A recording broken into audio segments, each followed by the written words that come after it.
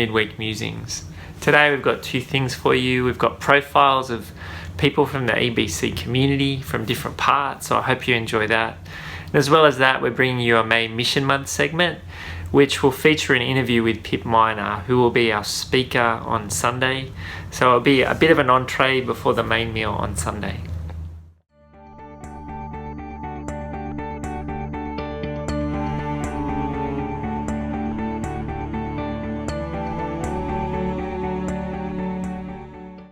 Hi all, my name's Murray Cockrell. Hi, I'm Ellie. I'm Kathy Youngma.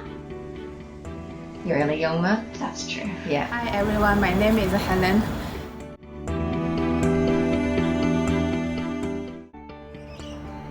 I must admit, I'm not finding isolation part of COVID that hard. I really quite like the chance to sit at home and recharge my batteries, and I'm in the fortunate position that I can work from home, so I haven't had that particular interruption. As well as which, it's a great opportunity to connect with other members of my family who wouldn't necessarily spend quite as much time at home if they weren't being forced to. So Ellie, what do you spend most of your days doing? I'm a law student and I also work part-time. Okay, good. What do you spend most of your days doing? Thanks for asking. I spend most of my days mothering to Ellie and three of her siblings and working at a GP practice as medical receptionist and looking after my puppies from Assistance Dogs Australia. I have been worked from home for 5-6 weeks already.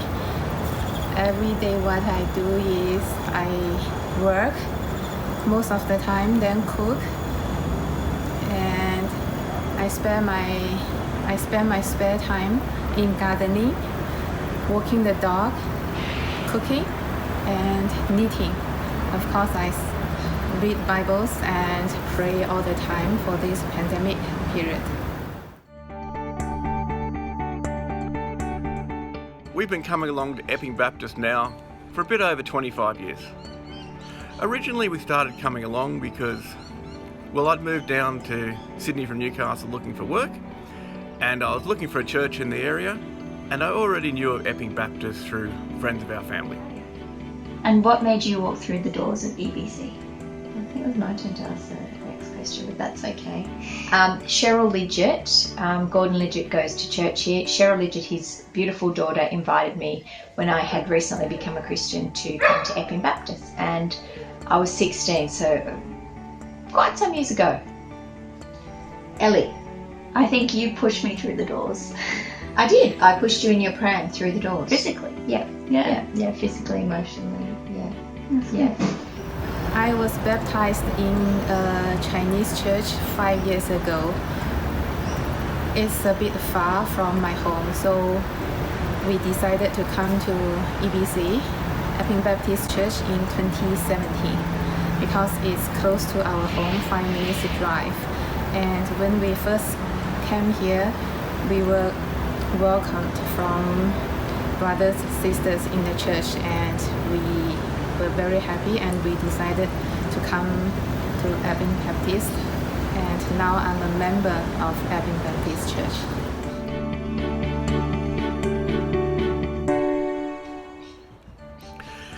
Our favourite thing about isolation is our new attack puppy.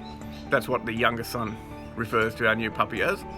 She's 8 weeks old, and she's turned our house very much upside down, and we're completely and utterly besotted with her. Ruby! Ruby! Ruby! Ruby! Oh, good girl. Good girl. Ellie, what is your favourite hobby?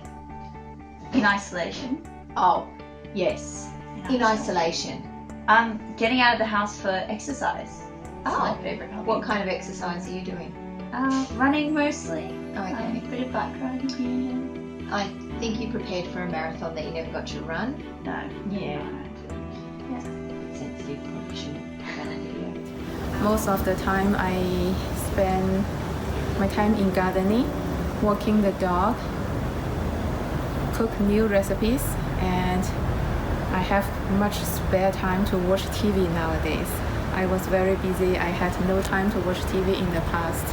I watched a lot of TVs.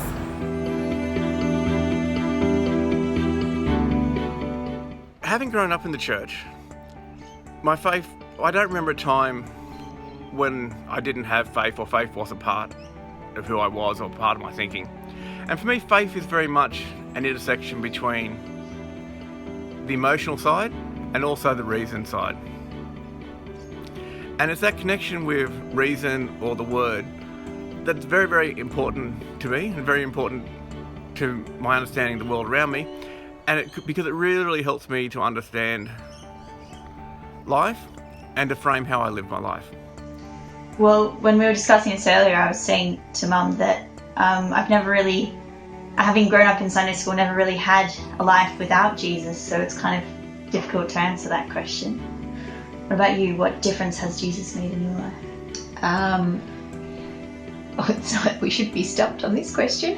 I think just he's always with us, and we're actually not in isolation when we have him with us, and it's during this time a time to reflect. The world has changed a lot, but Jesus doesn't. So happy isolation. I think that's a good answer. I was baptized 5 years ago. Before that, I didn't believe in God, but now I know Jesus is with me all the time. He gives me peace, joy, and hope. I know He is with me all the time. I have confidence. I know what I'm doing. I know where I'm going.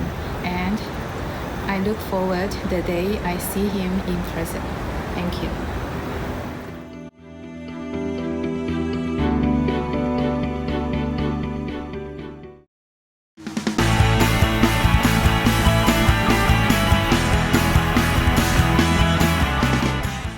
Hi Pip, welcome to Midweek Musings. It's so good to have you. We're really excited that you're speaking on Sunday and launching our May Mission Month. But could you tell us a little bit about yourself, your family, and what your role is with Global Interaction? Yeah, thanks, Nath. Good to chat with you today. Looking forward to Sunday. I grew up here in Sydney and currently living in Sydney. My husband, Kern, is Cambodian, and we have 2 young children, Levi and Sophia. In terms of work, I serve with Global Interaction as the Partnership Development Consultant. Nath, I think you know that role pretty well. And I see that basically as just supporting churches and individuals take the next step in terms of what God has called them to in mission. Yeah, wow. And so you worked in Cambodia for a long time. Was it 10 years? Yeah, almost 9 years in Cambodia. Yep. Wow. Can you tell us a bit what that was like and how you look back on that time in your life? Yeah, I think if there's one word that I would use to describe that time, it would be exciting. It was exciting to see what God did through a team of people on the ground and a bunch of people in Australia and other countries supporting that work.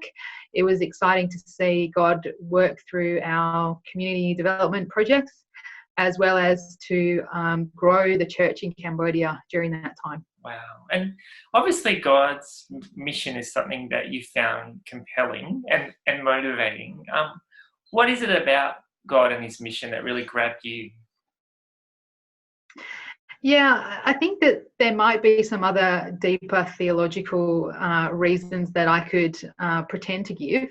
But if I kind of bring it to a heart level, it's, I think, about justice for me. And if you've ever been on a school camp, you line up for your meal and there's an opportunity to have seconds after everyone's had one shot of having a meal.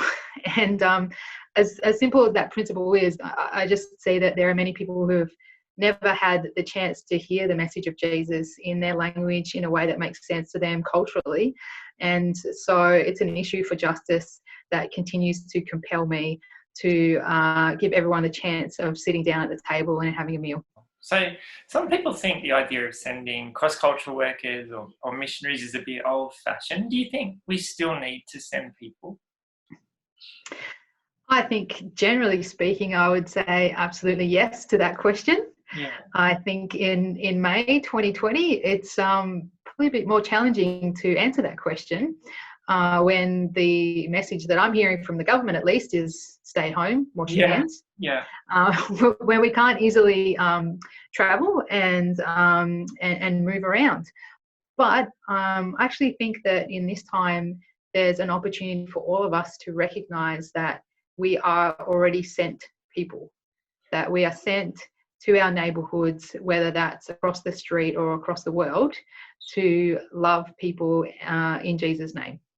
And my hope, I guess, is that as we are forced to stay home and to practice loving our neighbor, that God might use this time to actually give us a greater vision for who our neighbors are, both here and overseas, and then that we would be freed up to respond to that. So yeah, in the normal scheme of life, I do believe that it's not an old school thing, but that fresh now, God is still reminding us that we are his sent people, not only for where we are, but for the world. So if people are really hungering to know what God has for them and what might be the next step in exploring mission, have you got any advice for them? Yeah, you're welcome to connect with Global Interaction, to dig into some of our resources, to chat to me or some of the other Global Interaction staff.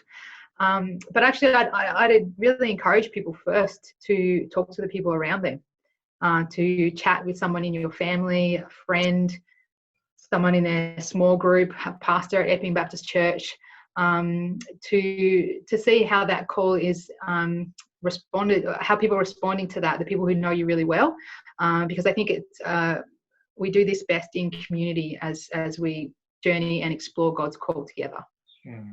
Yeah, well, thank you so much for your time, Pip. We really appreciate it, and we wish we could see you in person on Sunday, but we're so glad that you've made yourself available for the interview and to speak to us on Sunday. So thank you. Thanks, Nath. Looking forward to it. Thank you. Okay. See you. Hi everyone. Keep the 23rd of May at 5 p.m. free in your diaries. It's a Saturday night and we've got lots of fun activities planned for May Missions Month. It's going to be a night for young and old. Anyone and everyone is welcome to join in. And it will have a cooking demonstration, it will have some fun games and activities and a movie. So get your families together and let's have some fun. Look out for some more details on our church website and in the newsletter. See you there.